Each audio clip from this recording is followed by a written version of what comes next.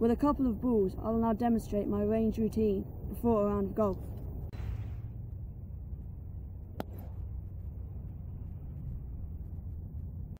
Before a round of golf, it is important to stretch. This helps minimise the risk of injury and increase the movement around a joint. I will now demonstrate some of the stretches I do before a round of golf, starting from my lower body.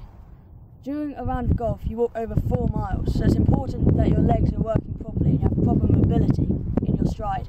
I'll start from my ankle.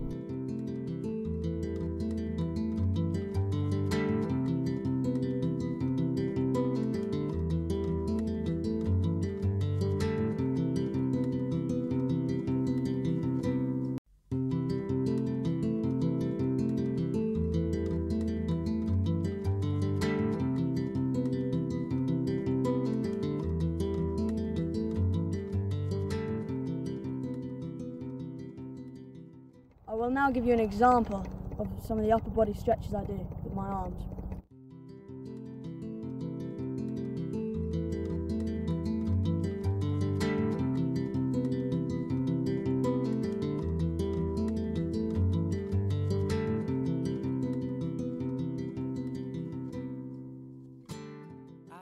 With a couple of balls, I will now demonstrate my range routine before a round of golf. I use this alignment rod to make sure my shoulders and feet are parallel to the ball, to make sure I hit the ball in the right direction. I will now show you.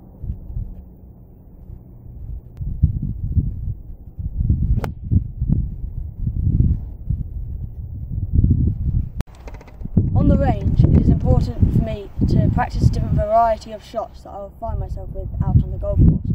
I'm going to demonstrate to you the draw shot first. I'm using my alignment rods to help. For the draw shot, you aim your feet the way you normally aim, so at the flag. You close your shoulders and swing along the line of your shoulders. As you can see, if I use the alignment rods here, the 2 alignment rods are not parallel to each other.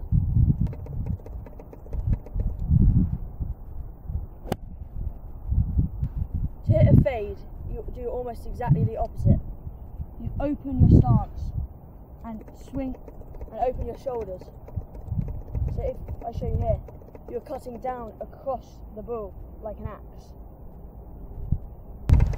It is important to have a high finish so you avoid pulling the ball left.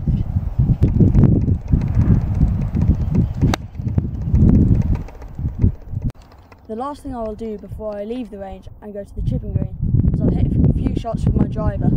This allows me to get used to a different weighted club, which is much larger and often involves a different swing.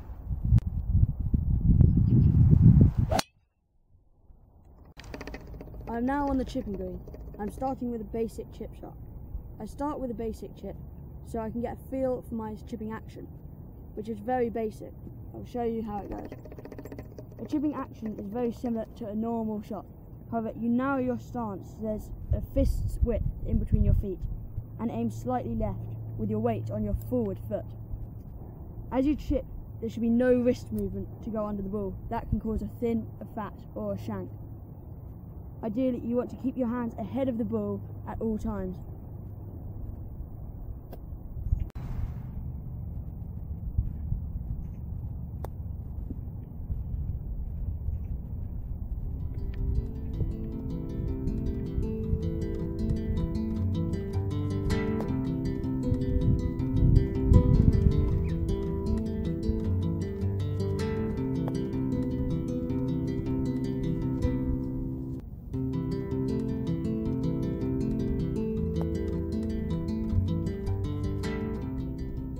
Now I've got the feel for a simple chip shot, it's time to go on to something more complicated, such as a bunker shot. A bunker shot is one of the hardest shots you'll encounter in golf, and this is why. The stance is completely different to a normal shot. First of all, you need to wiggle your feet into the sand to get a good firm grip. Secondly, you want to aim left of your target and open up your shoulders to also aim left. Then you open up the face of the club,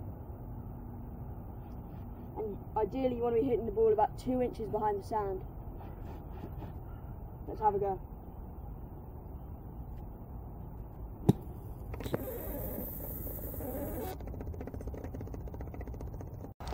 I am here in the practice bunker, about to show you some bunker shots.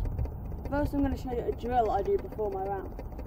As you can see, I've drawn a line in the sand, and I will use a drill where I try and hit the line, as it's important to hit the sand before the ball when you're playing around golf.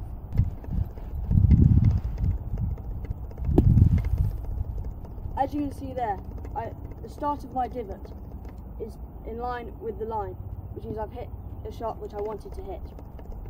However, remember, you are not allowed to do this on the course, as touching the sand before your shot will result in a 2-shot penalty.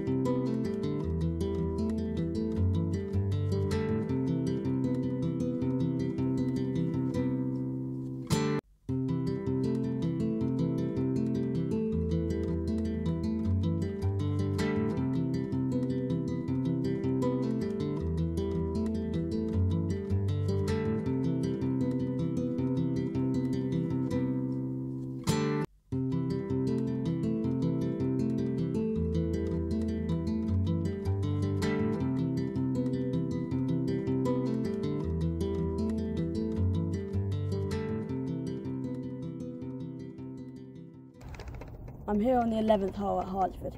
It's a par 4 downhill, dog leg left to right. I'm going to show you how to play it.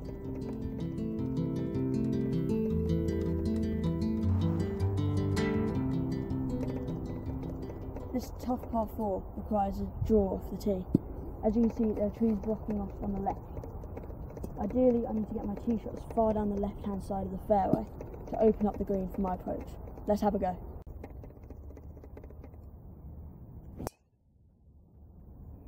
This is where my ball's ended up, the ideal position. However, as you can see, I'm still blocked out by this tree, so I'm unable to hit the green. This means I'll have to hit a fade shot around the tree, like I practiced on the range earlier.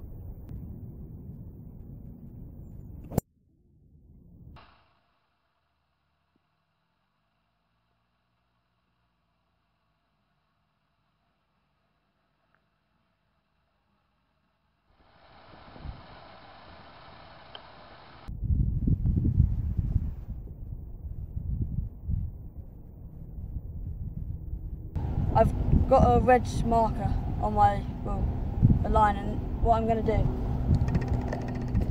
I'm going to place the ball back down with the line where I want it to be, and then I line up that line with the line on the back of my putter. This way I know for sure that I'm aiming in the position I want to be.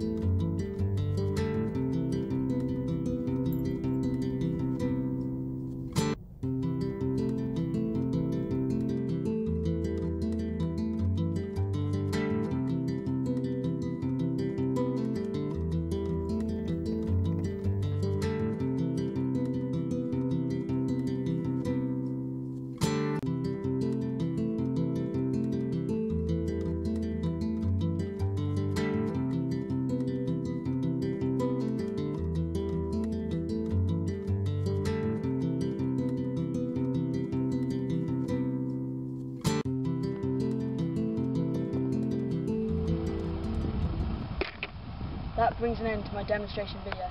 I hope you enjoyed it. Realized all I was searching for was me. Oh.